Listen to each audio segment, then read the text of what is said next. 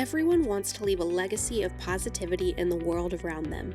Whether you are a CEO of a Fortune 500 company, a nonprofit executive director, or even a soon-to-be entrepreneur, one fact is always true. The easiest and most effective way to catalyze change in the world around you is through commerce and through business. But how do you do it? You've come to the right place. Welcome to the Changemakers Collective, a place where people can come and get educated and encouraged and empowered to be the impact agent in the world around them. Brought to you by Silverback Ventures, Steph Thomas and Scott Woods have over 50 years combined experience helping companies and owners amplify the voice and multiply the impact of purpose-driven businesses.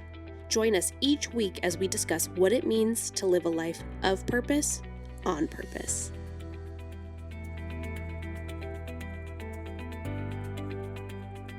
Welcome back to the Changemakers Collective. As you know, I'm Scott, and this is Steph, and we are going to be spending time today talking about what in the world should you charge for your product and service. This is something that we get asked a lot every day, even from existing clients that are running out new products or services. How do we think about it? How do we talk about it? How do we raise prices for our existing customers and not piss them off to the point where they quit? So we're going to spend some time talking about that. But I think the preamble is we're gonna separate services or product-based businesses from service-based businesses. Product-based businesses are fairly straightforward.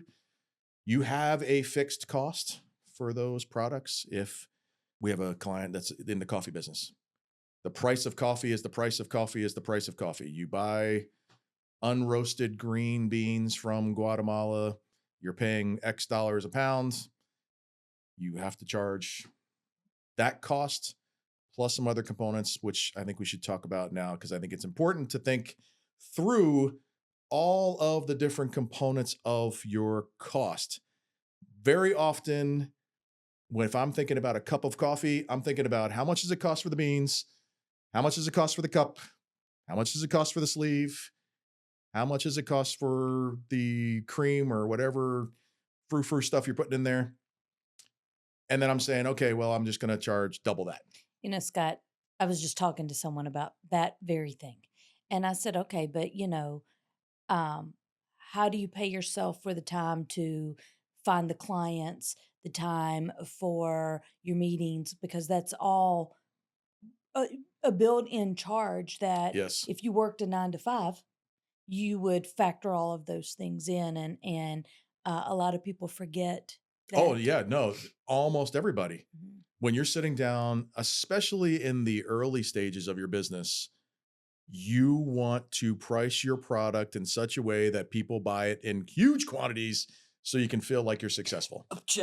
Okay, but on the same note, when you price it cheaper because, you're afraid or, you haven't checked That's the good. market or That's good. and then people are like, "Meh, it's so cheap. I don't think I'm going to try that." Oh, I'm so glad you brought that up. I didn't know we were going to go here, but this is a good example.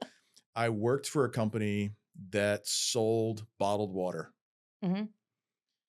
We sold the 5-gallon bottles of water, 2 products, Deer Park and Poland Spring Water, both spring water, both protected, both all natural, blah, blah, blah, blah, blah. One was selling to wholesale for $9.95 a bottle, and the other was selling for $6.95 a bottle.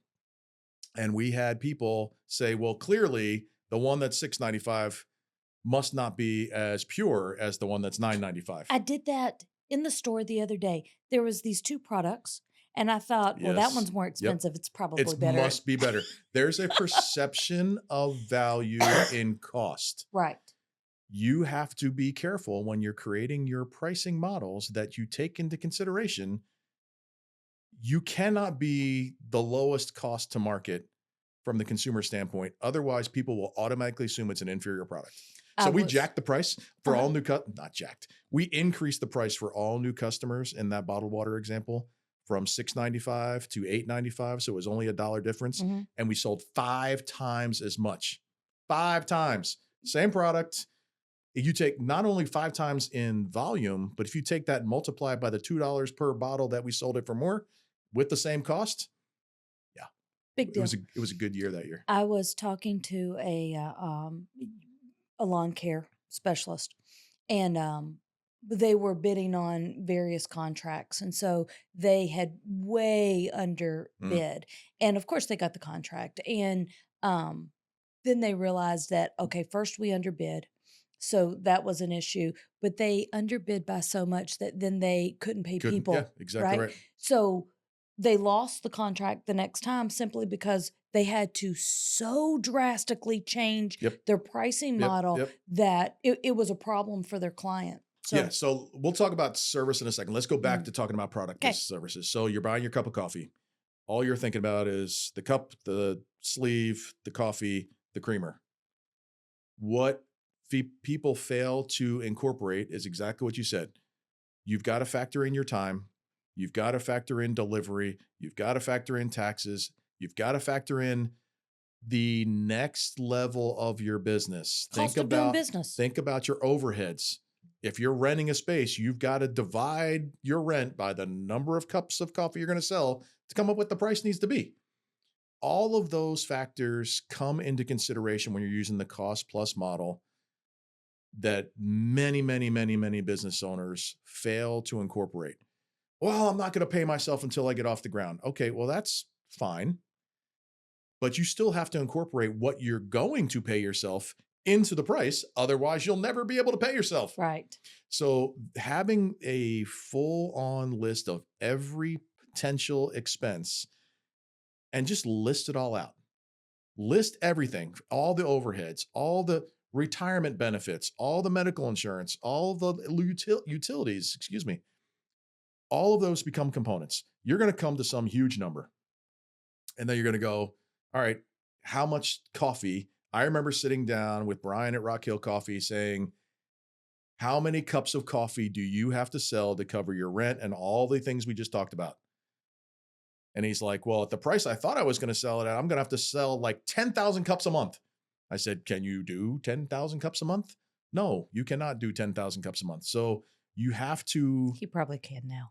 He probably can now. Right. Yes.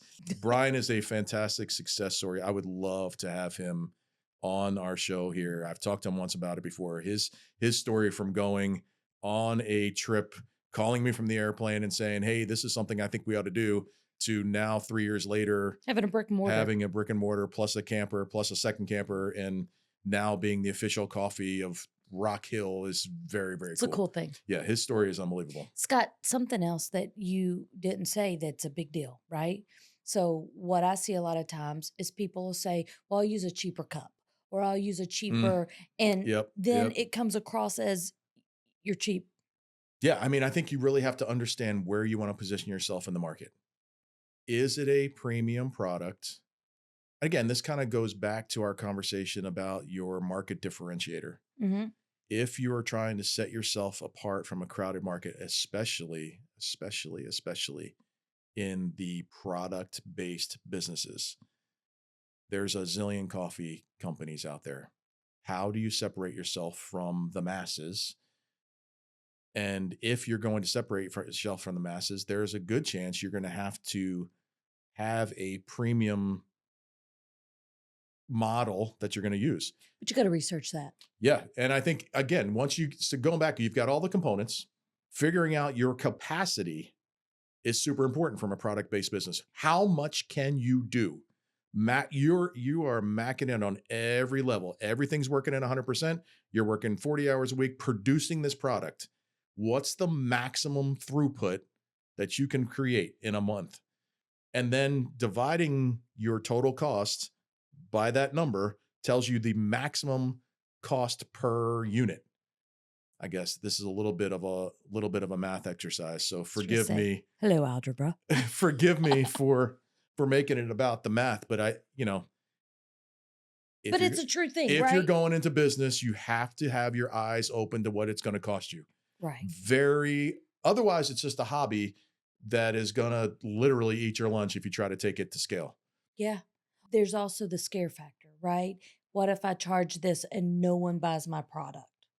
Well, yeah, that is not not necessarily a pricing problem. That is a market differentiation Right. problem. That's a marketing problem. That's a branding problem. So let's close the loop on the pricing. So you take all your costs, you divide it by your maximum number of units. That's your cost per unit at full capacity. Then you have to determine, okay, I'm going to charge 10% higher, 20% higher, Right. 30% higher, whatever. If you're just starting, you can probably get away with charging a lower margin on those products because it's just you. Hmm. But if you're planning on hiring people, you have to factor them into your cost. Right. And once you figure out the range of prices, then you go to your competitors and go, okay, where does it fit in the scheme of the market? Can I get away with charging $10 for a cup of coffee? No, you cannot. Right. Can you get away with charging $6 for a cup of coffee? Yes, Probably. you can. Right. But you've got to market it right. So Right. being able to kind of position yourself, where do you see your business in relationship to all your competitors?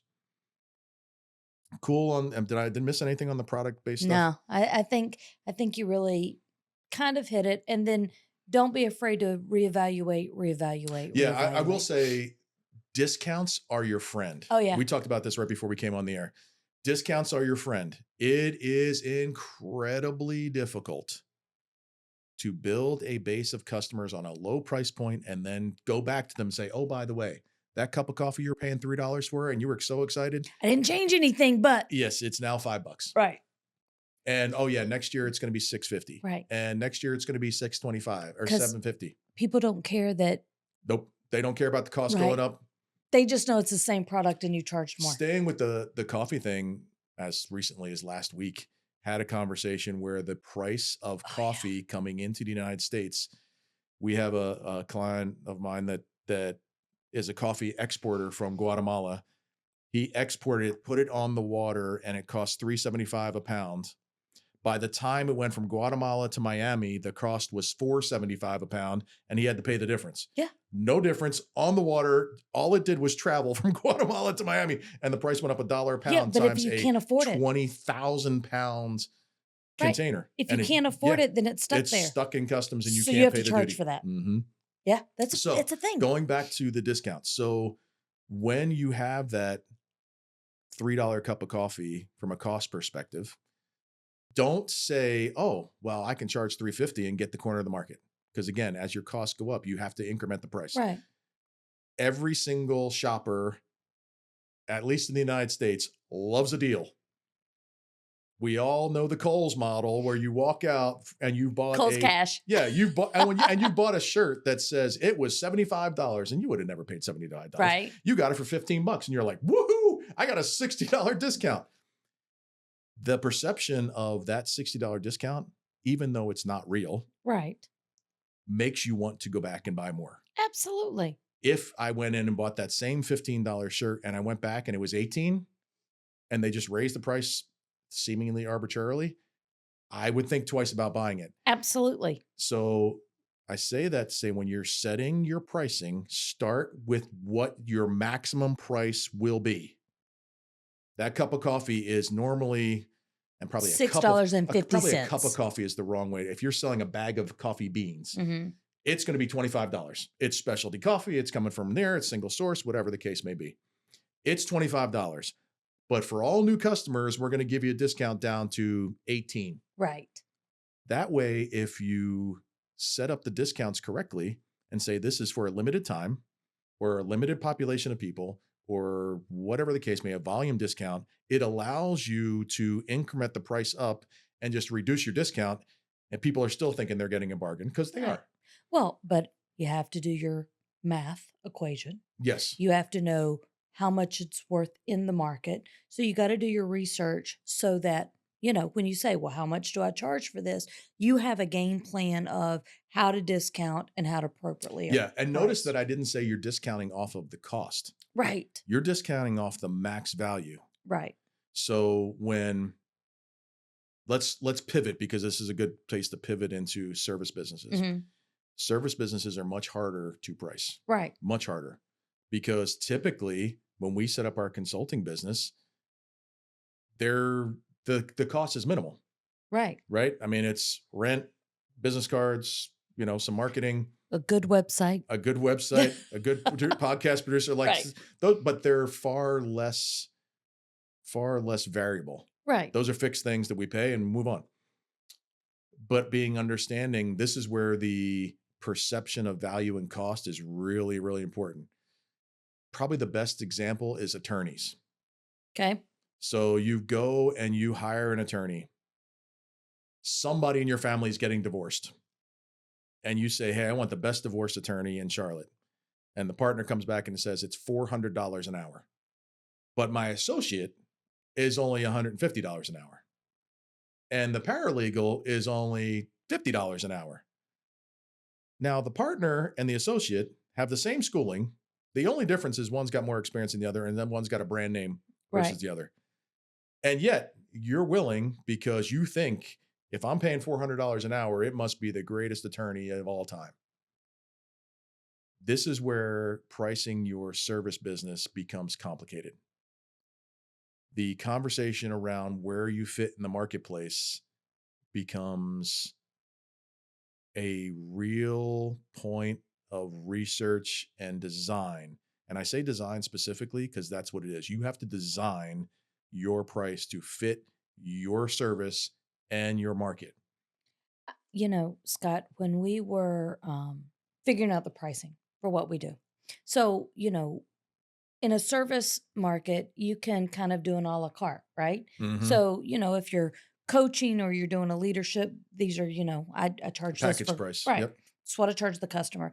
But if you want to add on or take away, then that's Mhm. what that is as well. And I was talking to Nava Studios and I said, let your client know everything that you do Yes. and then have a conversation Yes. around what they Yes. actually need. Because in a service industry, someone may not need everything that you offer. Well, and I think the other piece of that is very often the customer doesn't know what they need. Right. We sit down for initial conversations, and we will, if our potential customer is sitting in front of us and the very first question they have is, how much is this going to cost me? The answer is always, I'm not telling you that until after we have this Right. conversation. Let's have a discovery Because call. we cannot tell you how much it's going to cost until we know the scope of the work.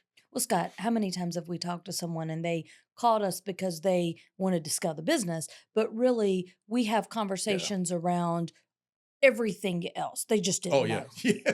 Yes. Yes. It's about symptoms and diseases, Right. right? I mean, we can treat the symptoms and it's going to be X price, but if you really want that problem to be solved, it's going to be Y price. Right. So when you're thinking about how to price your service business, you have to do all the same things we just talked about. You have to understand your underlying overhead costs and your costs, but you have to factor in your cost of labor.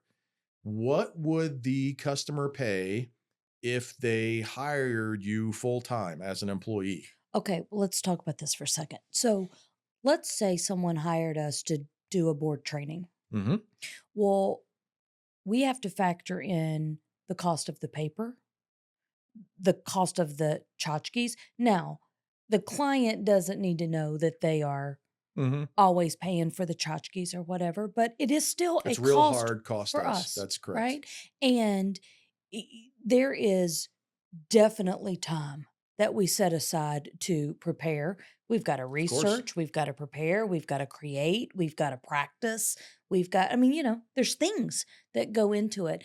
And people sometimes will say, hey, how do I charge this? I feel bad charging it. Well, Oh, you come got on. to eat, Come on. right? No, this, you knew you were going to poke me I when know. you said that. People that have a service business are solving a problem, Right. and the customer is calling you because they want their problem solved.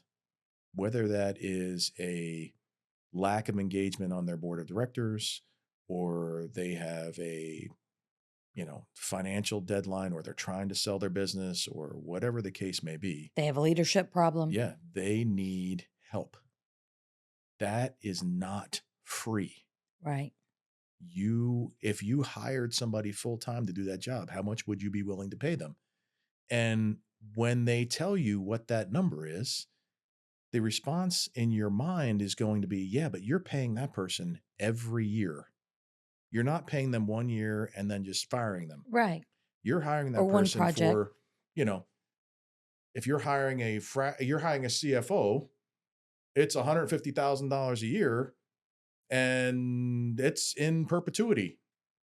Whereas if you're hiring a fractional leader that can come in, solve a problem, set you up for success, and then help you vet out an accounting manager at half that price, it's worth whatever it's worth. So Scott, we were just talking to someone the other day and we said, we've met with you twice Mm, and we've met with you at no cost. mm-hmm. But to move forward, we have to Yeah. ink a deal. Yeah. And we did it unabashedly.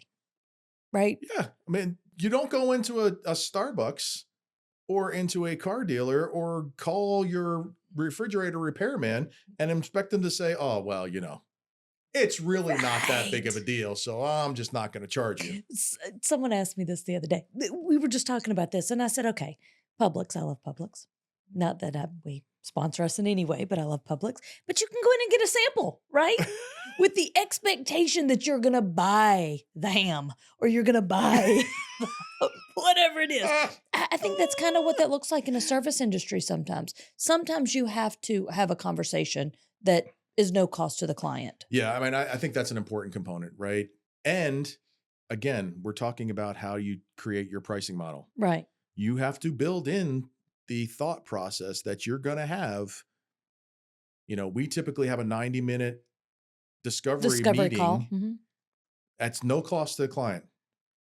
We feel very strongly in our business that it's relational. We want to make sure that we can connect on a personal level because people buy from people. Right. And we want to make sure that our values align and that we're going to be able to work together to solve your problem. Right. And I think that's something that's a little bit unique about Silverback Ventures as a consulting firm is we become a part. We. Yeah, it's a we, not a right. you and Us I, and them. Mm-hmm. right? And I think I'm sure there's other firms out there that will say that, but that's something we hold very dear as a value of ours, that we become part of the team that is providing not only the diagnosis, but providing the solution. And I think that's where you have, as you're creating your pricing as a service business, you have to think about that. Think about, hey, I'm going to be spending an hour and a half with this person. And if it's in person and I have to drive, that's another hour that I'm spending. What is my time worth? If I were to get a full-time job and it would make me happy, how much would my hourly wage be? If I'm going to want to make $100,000 divided by 2,080 hours, that's $50 an hour. Okay. So let's stay right there. Right. So first of all, if someone's calling you or if you have a service, then you can't have imposter syndrome, right? Like you are good at this because you are good at this. Yes. If you are not good enough to have your own business and be the expert, guess what? You shouldn't have your own business. Right. The second part of that is, if I were to look for a job in that same field and I sat down with someone that was going to hire me as a W-2 employee, what would I ask them to pay for me? Mm-hmm. And then back that into a project or a service amount. Right. And be okay with it. That is your starting point. Right. That's an important piece of that puzzle. Because again, if you're saying, hey, I would be happy if I was making $100,000 a year, just for simple math, it's 2,080 hours in a year. Let's take it to 2,000, just make it easy. That's $50 an hour. Mm-hmm. That's your starting point. That's your coffee beans, right? Right. You still have to add in, here's my benefits because now you're paying them on your own. Here's my 15% for self-employment tax because you're paying that on your own. Oh, yeah. Here's the People cost of travel. That, oh, right? Yeah. If you're a solopreneur, you have to pay both sides of Social Security tax. Right. When you go to an employer, they take out 7.5% of your income and you pay 7.5% of your income. When you own your own business and you're taking in the money yourself, you pay both sides of that. 15% is real money. Right. Right. The IRS will not hesitate to charge you 15% on everything you make. Will call us, right? Mm-hmm. Hey, I didn't take out the tax and I just filed my taxes. And Now I owe a ton of money. right. Mhm. So first of all, you Good need to on you. pay quarterly tax. Second of all, you've got to factor that stuff in. You've got to think about that. So if you need X amount of money to live on your W-2, then you've got to be able to charge to live. Yeah, it's right? got to be your starting point. And I think that's where when service-based businesses are getting stuck, Mhm. they are thinking, hey, that $50 an hour that I just calculated on 100 grand divided by 2,000 hours, that's what I need. When the reality is there's a whole pile of other things that you're not including that you should. Right. And I think the other place where people fall down is you have to plan in growth. Right.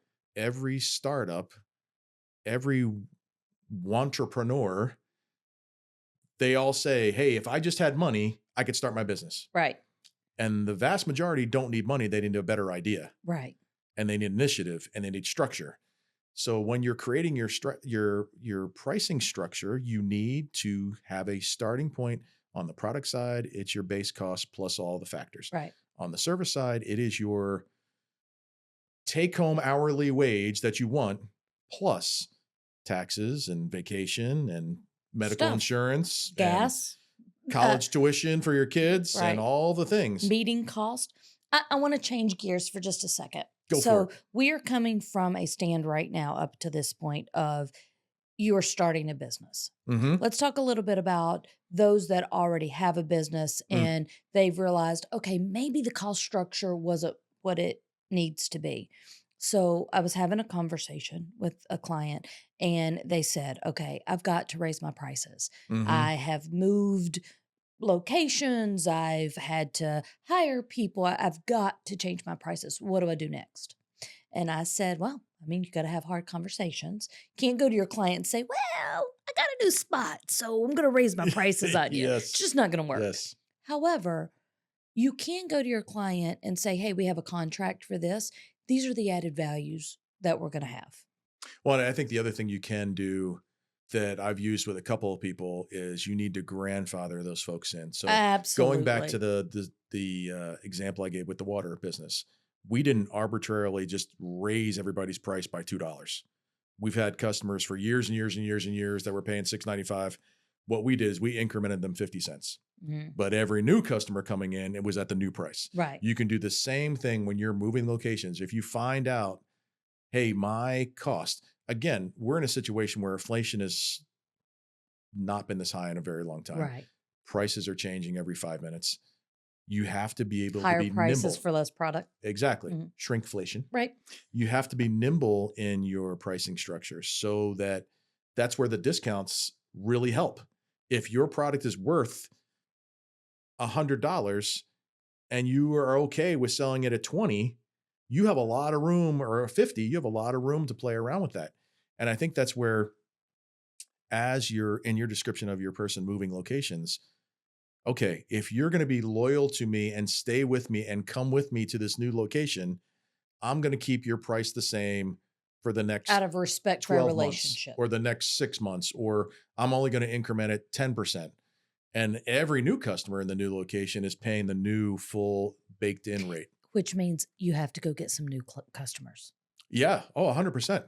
Yeah, 100%. It's certainly much easier to make that shift and start incrementing your price when you have the ability to gain new customers. Otherwise, you should have called us in the front end Mm-hmm. because your price is a mess. Right. So again, if you take nothing away from this conversation other than this, it is much easier to start high and discount down to your true selling price than it is to start low and constantly tell your customers you have to charge them more. Those discounts that we've been talking about are deductible expenses. Right. So when you have the ability to say the price is, I don't know, $500 and I'm discounting it down to $250, that additional $250 is a discount expense that now becomes an expense that you can deduct on your taxes for your business. Right. That is also That's a why big deal. you do it that way and don't just say it, it's $250. Right. You're missing out on a whole layer of deductible expense that you can offer folks. If we're working with a nonprofit client Mhm. and we're giving them services, it's a charitable donation. We can say, and we are, if we would normally charge them, $2 for or $5,000 for a workshop and we give it to them for $2,000, we can say that $3,000 is a donation in kind to the nonprofit. They record as an in-kind donation. We get a donation receipt as a gift in kind for a nonprofit or a discount expense for a for-profit. If this is your hobby and you want to continue to do your W-2, then your pricing structure may look different. It does. But if you want to transition out of your W-2 into an entrepreneurial role, you've got to really put some mind. I'm so glad you said this. My wife is a crazy, amazing cook. Crazy amazing. We got approached to take her biscotti that she makes and put it into a coffee shop. Really? Oh, that's really cool. And we sat down and said, okay, what does that look like? And we factored in all the costs and all the time, and we would have had to charge like $9 zillion. It was cost prohibitive. Right. We could not charge enough to compete with the mass market deliverers of that product. And we couldn't differentiate the product enough from those you could buy at Costco to get people to say, yeah, it's worth it. Yeah, it's worth the and again, $9 gazillion. We said it's a hobby and we'll do one-offs if we want to. And she's like, I don't want to be up at 4:00 in the morning baking biscotti. So pricing your hobby to put a little pizza money in your pocket is a lot different than saying, I'm going to have a business. I'm going to quit my W-2 in 2 years. And move forward. Yeah, right. I agree. Yeah. I agree. So as people are living a life of purpose on purpose and they are doing their next best, then price correctly, ask, find a mentor, look at things. Understand your cost. Understand not just your easily visible cost, but the underlying cost that makes up what your product or service that you're selling. And if people just need a simple, hey, how do I do that? Call us. Call us. We're easy to find. All right, everybody. We'll catch you later.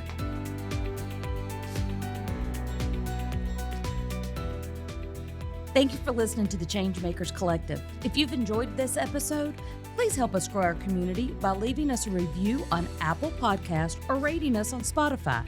You can also find our podcast on YouTube, so you can come and leave us a comment over there as well. If you want support growing your business and scaling your vision, visit us at silverbackventures.org or connect with us on LinkedIn. Thanks again, and we'll see you on our next episode.